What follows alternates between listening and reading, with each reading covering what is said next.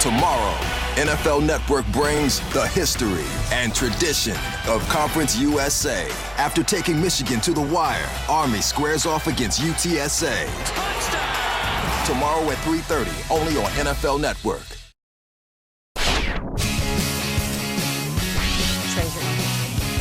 The sun has set officially on week number 1 in the NFL, and this is Kyle Brent's favorite segment of the week because he gets to wear sunglasses. That's right. I go way back with those. I used to have the frog skins back in 1992, purple and black. I love them. It's time to shine a light on the game's brightest stars presented by Oakley. This is when we talk about guys that we believe will shine and be the brightest stars in week 2, Shrakes. I'm going down to Baltimore, Kay, and I'm going with a player that, I think is one of the greatest players of his generation. Maybe doesn't get enough credit. Do you guys know who holds the all-time record for games played as a Baltimore Raven? Mark Ed Clayton. Reed? Not Ed Reed, not Mark Clayton, not Ray Lewis, not Joe Flacco. The single human being on this earth who's played more games as a Raven than anyone else is Terrell Suggs.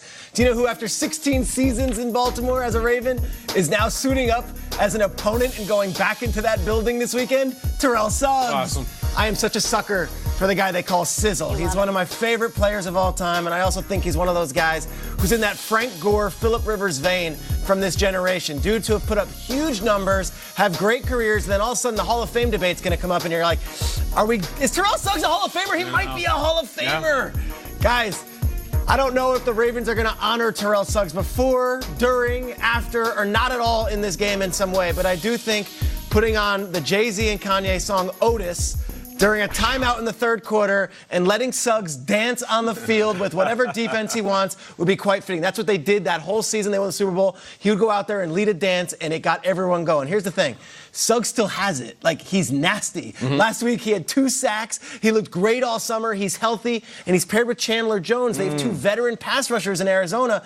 This might be not only a farewell song for Terrell Suggs, this might be one of his best seasons. He's set to be having a huge 2019. I can't wait to see him. He's my guy I'm looking for. T-Sizzle, 134.5 career sacks. Yikes. My brightest star for week number 2. Awesome, dude. Well said, man. Good job. I'll stay right in Baltimore. And you know what's lost in the Baltimore win this past weekend is the fact that Mark Ingram went off. And my dude looked faster than ever. Over 100 yards, 2 TDs. I know we got caught up in the touchdowns and the arm by Lamar Jackson. But this dude left New Orleans and said, you know what? I'm going somewhere to be the feature back, and I can hold it down. We're talking first down, second down, third down, fourth down. He is a true all-around back, and he got nasty with it. This was one of our favorite runs. Check out this power by Mark Ingram. And I know you're going to talk about him a little later in the show, Kyle, because he's running angrier than ever. But since 2014, he's had 36 red zone touchdowns. That's second over that span. And right now, I think he's one of those individuals that he loves the fact that we keep talking about other running backs when it comes to the best backs in the game. But each week, he's going to start compiling games like this. And by the end of the season, I guarantee you this. We will be mentioning Mark Ingram's name as one of the best backs in the NFL. I love it. No doubt about it. I also love Saints-Rams Sunday afternoon. It was a great game. And I'm looking at Michael Thomas because before the season, we made some bold predictions, you could say. And I think that Michael Thomas is going to catch Marvin Harrison's record for 143 catches in a season. I did the math. You need 9 catches a week to beat Marvin, get 143. Why don't we just take a look at how we're doing after week 1? Marvin Harrison down in the bottom, 2002. After 1 week, was only at 4 catches, guys. Michael Thomas was at 10. So he is way ahead of Marv in that quest to get to 143. Now, Marv's going to get hot. He's going to get really hot. Are you on pace, guy? Yeah, I am on pace, guy, after 1 week. Marv's going to have some 15, 16 catch games. But in the quest to 143, I think Mike can beat Marv, and we're way ahead after week 1. Watch him this weekend. I love that, Michael Thomas. I'll talk about another wide receiver. So Pro Football Focus made a list of their top team killers. Guys who just own other teams, like Andrew Luck and the Titans when he was still an NFL player.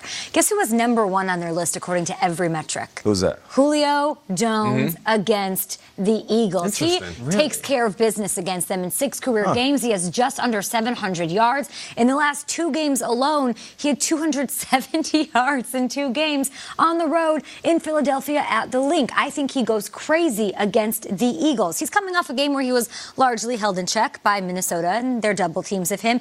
But he needs 102 yards to break Roddy White's receiving record for the Atlanta Falcons franchise as far as yards are concerned. The last 5 games, guys, Julio Jones averages 134 yards a game. In fact, he's got the most 100-yard games against him. He does it pretty much every time. Let's take a look, guys, at consecutive games over 100 yards against one opponent in the Super Bowl era. Yes, he owns the Eagles. The problem is not in the moments that count, right? Triggs, 2017, let's take a look. Playoffs at the Link. Of course he has a 100-yard game. Of course he has 16 targets. But this is the play of the game right here. It's 15-10. Ryan to his guy, Julio, in the end zone. Can you do it? No. He had a chance to catch that ball. Couldn't do it. 2018 season opener in Philly. What does he have? A 100-yard game. A truck full of targets. 4th down at the end. Ryan to Julio catches it out of bounds. So he needs to pull one of those things in, of course, when it counts. And I think this is going to be it this week. I think it's going to be the brightest star and make it happen. I love it. Got to finish. Yeah. That's a great history. He's a team killer. Those are our Oakleys. That's Will Selva out there. We see you in the newsroom in Culver. Hey, what's going on there, Kay? And guys, future pretty bright there wearing the shades, right? Quick, KB, who sang that song? Always. Do you know? Will Smith? I don't know. I'm thinking Sunglasses at Night. Corey Hart. Corey Hart. Yes, exactly. We're on Rihanna. Not him, but either way, let's get to the news.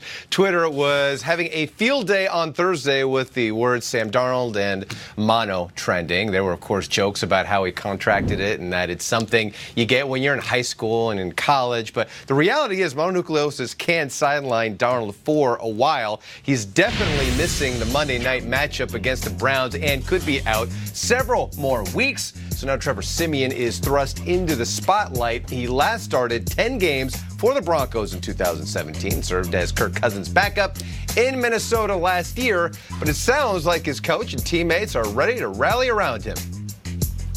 Our next man philosophy does not waver. It's about everybody doing their job. That's why Trevor's here. I mean, we signed Trevor specifically because his 24 starts over his career with a winning record, has a lot of experience, has been on winning ball clubs. Has the respect of the locker room. I think guys, the reaction I got and the way that guys looked was, let's go. And there's confidence there. Now, before this year's draft, when we had Patriots rookie Chase Winovich on the show, he was joking about the animated movie Tarzan and even introduced us to his mannequin friend Giovanni. That seems like lost days from a bygone era because he's now in Foxborough. And he's giving us generic answers like this. Say it isn't so, Winnow.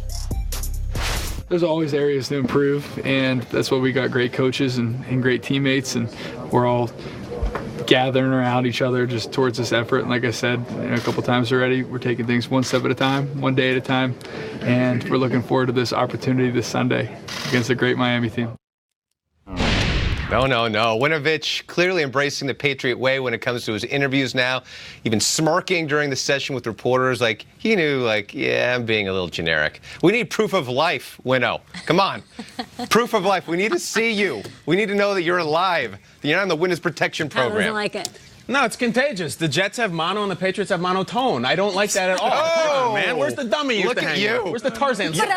So Cam came dressed to kill. Thanks so much, Will, as always. But Thursday Night Football still came down to the final play. We'll talk about Cam. Did he pass our eye test? Nate's still in on that, Nate? You were yesterday. That look? Yeah. Which porridge did he pick? The hot one or the medium one or the cold one? Had the angriest run of week 1, and we have a surprise on the way from Baltimore. Look at this dude.